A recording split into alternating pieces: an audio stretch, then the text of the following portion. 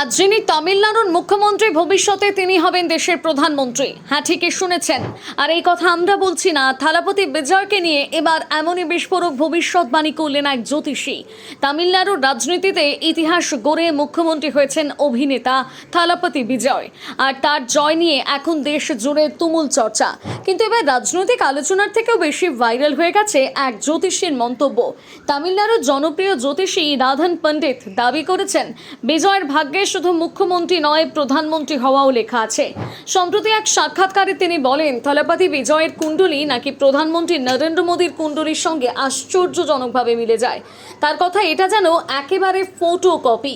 শুধু তাই নয়, রাধান পণ্ডিতের দাবি আগামী 30 থেকে 40 বছর পর্যন্ত দক্ষিণ ভারতের রাজনীতিতে বিজয়ের সঙ্গে কেউ টক্কর দিতে পারবে না।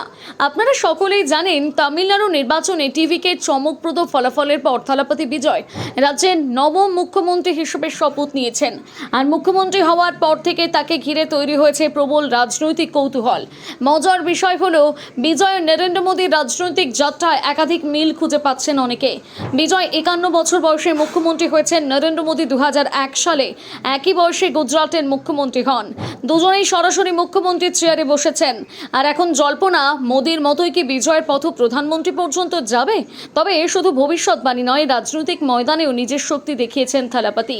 সরকার গঠনের আগে যেখানে টিভিকে সংখ্যা গরিষ্ঠতা নিয়ে প্রশ্ন উঠছিল, সেখানে ফ্লোর টেস্টে 144 জন বিধায়কের সমর্থন দেখিয়ে সবাইকে চমকে দিয়েছে বিজয়ের দল। অর্থাৎ পরিষ্কার বার্তা, টিভিকে শুধু আবেগ নয়, এখন বাস্তব রাজনৈতিক শক্তি।